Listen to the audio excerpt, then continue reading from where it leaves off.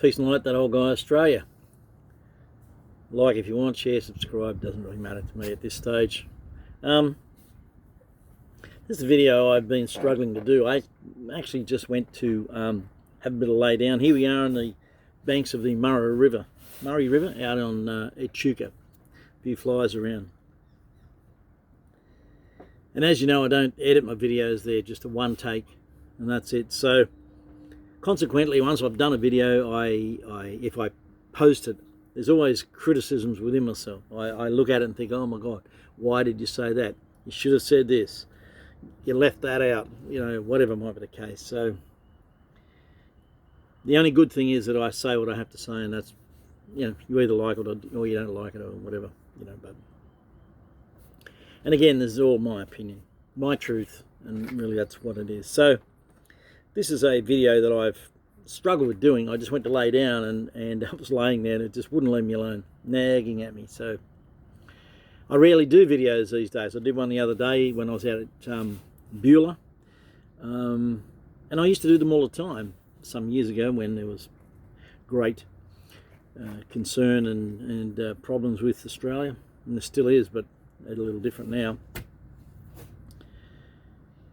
And then I just kind of got sick of myself doing them because I can't edit them. I can't do anything. There's people doing really professional stuff. They've got 2 or 3 cameras going, and they've got drones going, and they've got people doing editing software, and I don't have the time and I don't have the skill. You know, it's like buying me a guitar. It's just no point. I can't play those things, but I love music. So anyway, so I'll get to the video in a second, but firstly let me thank everybody, the thousands of messages and comments and all sorts of things. I'm kind of chuffed for people want to read what we're doing, and the little stories I try and write down as I go, and honestly, they happen to me. They seriously happen to me. Joe even says to me sometimes, like, God help me, doesn't matter where you go, you know, and it's true. I don't know what it is, but you know, they're funny. I think they're funny. I think they're funny when they're happening, and then I think, how can I write that in a funny way? And I try, and I'm not really good at it, but I have a crack, and really that's all that matters. And if somebody gets a laugh out of it, hey, happy friggin' days. Anyway, you'll hear a lot of noise while I'm here, birds and all sorts of things happening, people coming and going. We're at the Rotary Park in Echuca near the river. We've been into town to have a bit of breakfast, really late breakfast, like lunchtime, and I'm just sitting here in the sun, beautiful sun. I haven't had sun. This is our sixth day of sun in 4 weeks of traveling. So anyway, I'll get to the video. So I've been in a number of discussions, and thank you to everybody who's been sending me messages regarding the comments they've seen. And I know it's an ugly subject. All these things are ugly subjects. Doesn't matter what you do. They're ugly to somebody. And I wasn't sure how to address it.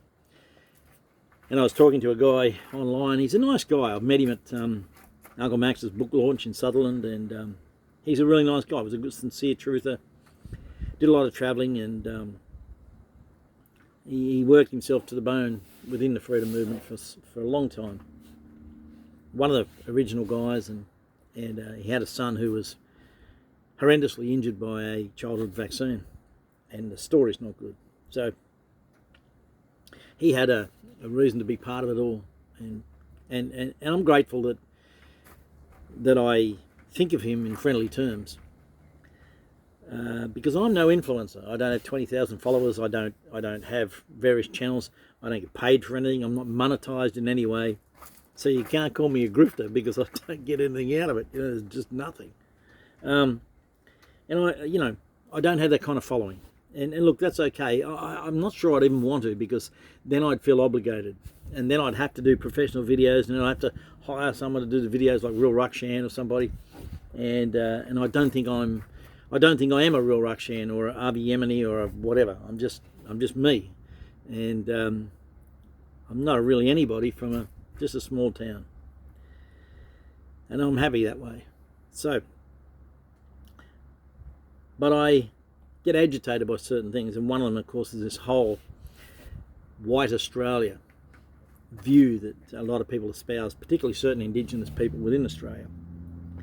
And every time, and I mean every time, I mean every single time, somebody from within the Indigenous community rises to any kind of heights within the political circles, or in any kind of I don't know, influencer circles, whatever might be the case, they're inevitably attacked. And the funny part about them is they're not attacked, not really by white people. They're attacked from within by Indigenous people, and it's the same thing I see, and I've watched it over and over and over and over again. It's a rhetoric that they trot out, and it's really ugly. I don't know whether it's a tall poppy syndrome or what it is, but an idea I get is that it's because these people speak against the ideology and the narrative that Indigenous peoples, who Warren Mundine, a famous Indigenous politician, once labelled blacktivists. That is, people within the Indigenous movement working to create dissension and turmoil and constantly sharpening the point of the spear, constantly creating divide and animosity amongst people. And that divide is what I honestly thought, as did millions of others, the freedom movement was going to be rubbing out the lines of. People were going to get together. We got together, you know. So I'll give you some examples, and I want to talk about this. You know, when we went to the Sydney rallies, we met some wonderful Navy personnel who were against the jabs, and they've remained lifelong friends, and will be marvellous people. Put their careers on the line and watched people fall around them, and I know without their support it would have been very, very difficult for us, because they were amazing, and they were the ones who initially spotted the weapons that were being used against the crowds up in Canberra, and they knew exactly what they were because they'd used them overseas in the Gulf War against Somali pirates. I mean, I couldn't believe it. Anyway, I don't want to go down that track because that's a dead end as far as I'm concerned. Malcolm Roberts brought that up in Parliament. The AFP said they'd take that, what do they call it, whatever they do in Parliament, they say, we'll take that under advisement, whatever it was, and they never got back to Malcolm Roberts, and it's all gone kerfuffling off into the darkness like a bad fart. So anyway, oh look, there might be a little bit of language later on. I don't know how this is going to go. Anyway, you had guys like Romeo George, you know, a Greek guy, I'm pretty sure he was Greek or Italian or something, I don't know, Greek, and he came out and made himself pretty famous at the start, used a lot of pretty bad language, smoking a cigarette all the time. Always got a durry and swearing away, and people thought it was great. And he picked up, you know, tens of thousands of followers and monetised his account and did pretty well, I guess. I don't know. Don't even care. Couldn't care less. If he made $1 million, I couldn't care. Good on him. Happy days. And because he then got in a bun fight in Sydney with can't think of the politician's name. It was the guy running with Clive Palmer. Can't even think of his name. Doesn't really matter. I can see his face. But there was a big bun fight there. He was promised a job by Clive Palmer or something and whatever, and it never eventuated. And of course, I don't know the ins and outs of the whole story. I've never spoken to Romeo George, and of course he's still around doing stuff, but he's no longer associated, so to speak, with the freedom movement. You know, the Aussie Cossack was doing really, really well. He was constantly being hounded by ASIO and the AFP and the police and everybody else, and every time he got pulled up, like half a dozen times a day sometimes, and his Land Cruiser stripped and searched for weapons, and they were only doing it deliberately to target him. There's no doubt about it. It was so deliberate. This went on for years, you know, ages. And he was great. We met him in Sydney. Good guy, nice guy, big guy. Very passionate about Australia, but he's a Russian. So then all these rumours swirled about him, and he's now moved back to Russia because simply, if he stayed here, they'd lock him up. They'd find some reason to lock him up because they want to. You know. Yusra Rose, she's Yusra Rose Garrington now. Muslim woman, couldn't care less what she was. Wears her jib, that's up to her. You know, headscarf. Not every woman does. She chooses to for whatever reason. I don't know. Don't really care. She came forward and began speaking out for kids, and they formed some group of women who wore, I think, yellow t-shirts, and it was great. Listened to her speak in Sydney and in Canberra. Anyway, applauded and cheered wildly. She's fantastic, great speaker. Did really, really well. And as we've since found out, she wasn't really cut out for it, but she forced herself to do it, and became very passionate about it. And happy days. So glad to hear her speak. Not an issue. Couldn't care whether she was, you know, Muslim or not. Didn't make any difference to me. We were all on one side. That's where we were thinking we were going. We were all on one side. She's since become involved with the Welcome to Country thing, and you know, this whole, if you're not white, you're oh God. Anyway, I commented on her post, and she's apparently replied to me, several times apparently, but I've never even looked at the comments, because I just can't bring myself to get into that kind of debate with someone like that. She's got 100,000 followers. Who knows? Whatever. I don't know whether she's monetized. Couldn't care less. Don't know. And then posts came out about her the other week or whatever, about her using her followers to kind of get them into some kind of marketing thing she was going to do online. Yeah, that there's something going around. It's a big buzz. It's like Amway on steroids. You know, high-end marketing. You know, water filters and patches and all sorts of things. Anyway, huge money in it apparently if you're good at it. So she was, in those comments, she was accused of being a grifter and using her platform to suck in her followers. I couldn't care if she did or not. Makes no difference to me. We're all going to buy these things. No one forces you or breaks your arm. It's up to you. You know, and Michael Sims, nice guy, Indigenous guy, nice guy.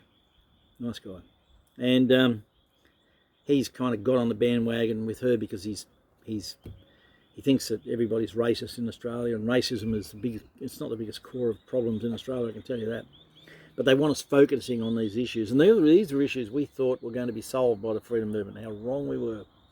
If anything, they've been perpetuated. And it's sad to see, you know, people focusing on issues that aren't the real issue. They really aren't. The real issue is that they don't want us to be unified. The other day there were comments about him because I don't know whether he got money or he bought a car or someone bought him a car, who friggin' knows what. I don't know, I don't even care. I can't even care, you know? And so they'll call him a grifter and all this kind of stuff, and he's taking money from people and blah, blah, blah. Let me tell you, nobody takes money from people. If someone gives you money, they give you money. What you do with it, it's up to them. Nobody questions the Red Cross or the bloody Anglican Church, what they would do with their money. No one questions anything. If you donate to bloody, you know, World Vision, that's up to you. You're an idiot, but there you go. If you donate to Red Cross, biggest child sex trafficking in the world, that's up to you. So it's you know, it's got nothing to do with anybody else. You know, anyway.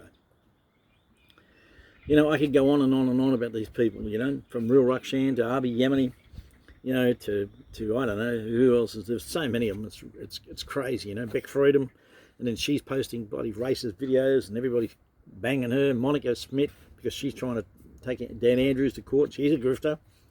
She took a holiday overseas. Nobody knows who paid for the holiday, whether it was her family, her friends, a brother, you know, a long lost dead uncle. No one knows. But of course, oh my God, she got given money and she went overseas. David Eags, oh, he went to Bali. He went to Bali. He's working over there. He's involved with, can't think of his name. Fantastic guy too. Can't even think of his name. They're building a resort or something over there, whatever. Oh my God, he's going over to Bali. He's doing this and he's doing that. And I was like, Jesus.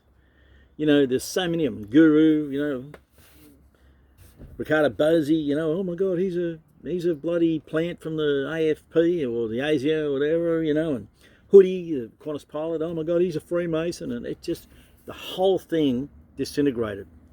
There was a brief moment in time when we were all one. It didn't last very long, and I don't even think people like the ASIO or AFP had to do anything. They really didn't, because we just ate ourselves from the inside out. Because the reason is, all these different people that I've just mentioned are all part of a certain group, like a cognitively biased group, people who believe in them. They're kind of a leader in a way, and they've got their group, and they've got their followers, and they've got their whatever, accounts, whatever. And they're somewhat aligned with other people, so they might be, let's say, I don't know, like Lula Milky's kind of got a group, I guess, and, you know, people she associates with, and then over there's Beck Freedom with her little groups, whatever, and User with hers, and Cossack's got his followers, and Bosie's still got his, don't know how, but he has, all this kind of stuff. But the thing about them is all of those groups speak badly against the other groups, you know, and it just the other night I was so sad, honest God, like to the soul, to my core. I was so sad.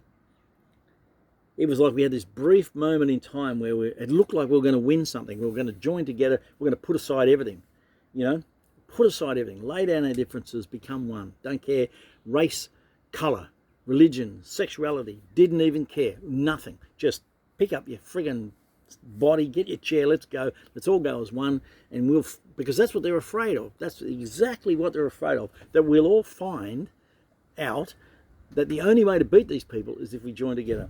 And they can't have that. They simply can't have it, because the moment we join together, they're cooked. They're all over. That's the end of it. And I really believed, naively believed, that this was going to come about. And I was sitting there the other night, and might have had a few wines, who knows. And I was so disillusioned and disappointed. I was chatting with a friend of mine, Kimmy, about it, and Cam, and saying, look, there was this hope. We, for one moment in time, we kind of,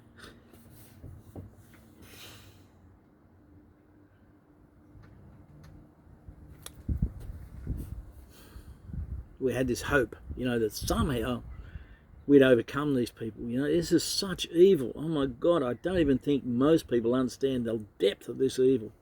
If like we're about to go into an election, people think they're voting for somebody. Nobody's voting for anybody. We saw that happening in Canada recently, where the Liberals won. And so we're like, what happened there? Oh, good on you, Canada. You voted the bastards back in. No, they didn't. No, they didn't. You've got to see the right posts. Everything was rigged. I was listening to a guy who was actually put in place as a ballot counter, and in a period of 6 hours he never got one box to count, not one. And he said before he even got a box to count in this particular large district, they were already declaring on the news that the Liberals had won. So, and he was like, well, how could that happen? How? Well, it can happen easily. We saw it happen in 2020 with Trump. And who runs the voting? Dominion voting machines in Canada. God's sake. I've tried to say this over and over and over. It's just an illusion. It's like a Truman Show, You think you're voting for somebody, but you're not.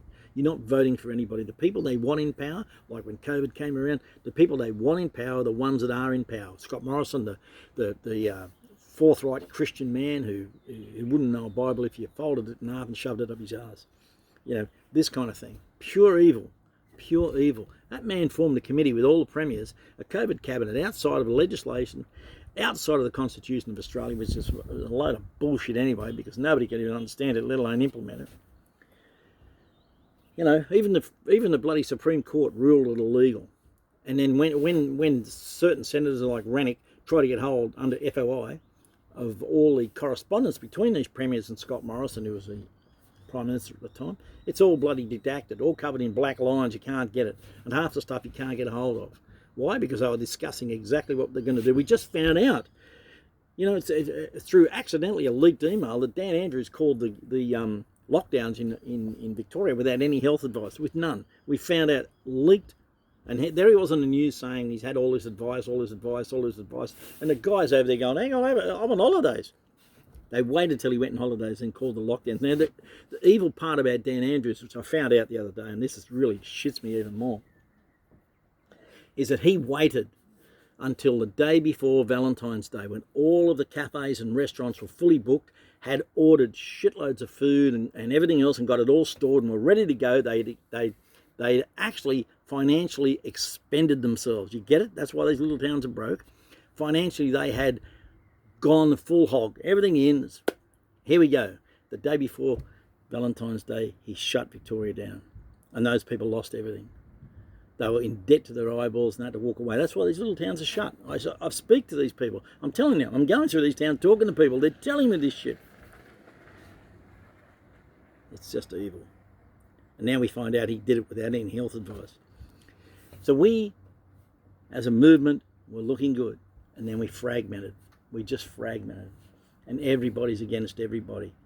And people go, oh, why don't you put out some videos? I'm like, and for what reason? For what reason? I don't have influence. I don't have the followers. I got nothing. And I don't care. And who's going to listen to what I got to say? That old guy, Australia. Who's going to listen? You know, what have I got to say that's of any value or importance, or what could change anything in this country or these people? These people have got their views, by the way. They've got their ideology, their narratives, they're following, they're doing what they're doing, they've got their group, everybody's supporting them, you know, licking their asses and blowing little kisses in their ears and saying, oh yeah, and every time they post a comment, they can go in there, do a post, they can go back there later and go, oh, look at that, everybody's agreeing with me. Woohoo, I like cool. But over there is another group, and they're saying what arseholes they are. So you see, and then those people are going, oh, look, I said they're arseholes, and everybody's agreeing with me. Aren't I cool? And then over there's the other group saying, well, they're both arseholes. Look at what I got to say about them. And everyone in that group's going, oh, look at those two. Yeah, like, what we forgot with these people were people. They were just people. Ricardo Bosio I don't trust. And here's one thing I just wanted to say about Ricardo Bosio, and this is what signalled to me a problem. Was he kept saying, you keep waiting for someone to come and save you, but you don't realise you're the only ones who can do it. It's you, unified, can do it. But even Ricardo Bosio, who was head of special forces or whatever the hell, he even knows the significance and the necessity to have leaders within those groups. You can't just, you know, pull up a force of 1,000 people, soldiers, and just let them out and go, oh, by the way, just whatever, off you go. They've got to be in platoons. They've got to be organised with sergeants and captains or whatever. You know, they've got to be organised. They've got to have people under them. They've got to be trained. It's got to happen. You can't just go in and expect to, you know, take some kind of military action without leaders. And so there was only one truth he said. And then I'm thinking, but you would know that's not really true, because we will need leaders to lead us if we ever want to bring about some kind of difference to this country. You can't just do it yourself. You're going to need leaders.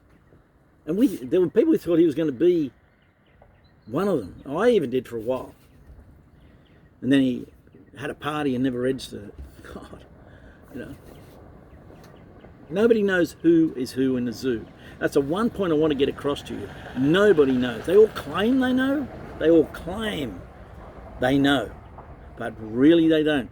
Monica's a grifter, you know. Hoody's a Freemason. Bosy's a plant, you know. Whatever. Jamal, you know. Bloody, you know, all these people, they speak against them so ferociously and so viciously and so nastily, you know. And so the big focus with these people has now become this entire thing about white Australia. And that's the one issue I really wanted to address, because I don't even know what white Australia is. Every time I ask them to define what a white Australia is, they can't. White Australia no longer exists. White existed in the 30s and 40s. We brought in a ton of Italians and Greeks, and they weren't white. They were brown-skinned. And they taught us to, you know, eat sun-dried tomatoes and olives and, you know, souvlaki. You know, they did this. Paella and all sorts of things. We had all this. It was a food revolution for Australia. Now, initially when they all came, they were mocked and smeared and called wogs and dagos and all sorts of derogatory terms. The Chinese came. They were here as slave labour, really, in the mines.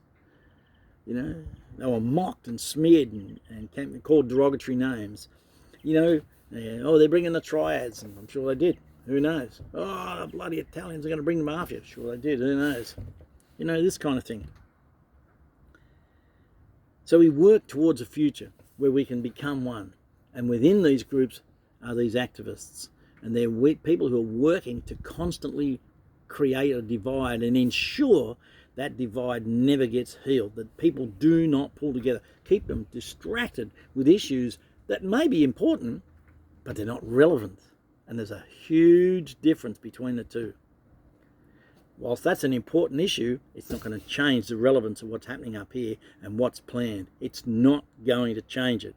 And it won't change unless you recognise that fact and you pull together as one and you work towards that. Because as I posted on so many politicians, every time I see a politician put up a post with the election coming up, I ask the same question. Why is it that you haven't forced the Prime Minister or made submissions to the Prime Minister to overturn the Woods Commission report, right, which names current serving politicians and former serving politicians, including the Prime Minister, as pedophiles in police files? Instead, John Howard, the Christian man, put a 90-year suppression order on that, so nobody would be alive to even know who these bastards were that were raping children within our parliament. Now, you would remember not that long ago when Scott Morrison was Prime Minister, during COVID, a huge stink came about because people were organising orgies in Parliament House. Remember that? It even made the news for one night. Remember that? And they had underage prostitutes up there. They were having orgies in Parliament House in Canberra. Underage prostitutes being taken in. These are taxpayer money. Let me tell you, these people aren't forking out money out of their own pocket. These are expense account items. And Scott Morrison did nothing about it. Swept, I must look into this. No, he didn't. Part of the Red Shoe Brigade. Another story. But let's just move on from that. Until we come together as one and we can lay all these issues, which are major, they're important issues, right? They're important issues, whether it's in the Indigenous community or the ethnic communities or the bloody Chinese community or the Icelandic communities here in Australia, whatever may be the stupid case. Whatever they are, put them down. Let's focus on changing this one issue.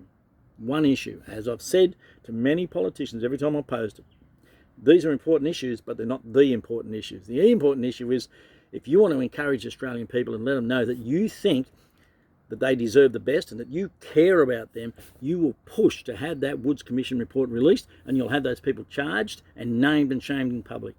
That's a start. You start that. Do that one thing. Do that one thing. And then the Australian public may have some faith in you. Until then, everything else is superfluous. It's just hot air and bullshit. It's not working. I don't know what else to say. I'm gonna look back on this and think, God, I wish I'd said this. I shouldn't have, the usual story. But that's it for me. Flies up my nose. Peace and light that old guy Australia. I hope you do well when you're voting. Put the bastards last. Vote independence.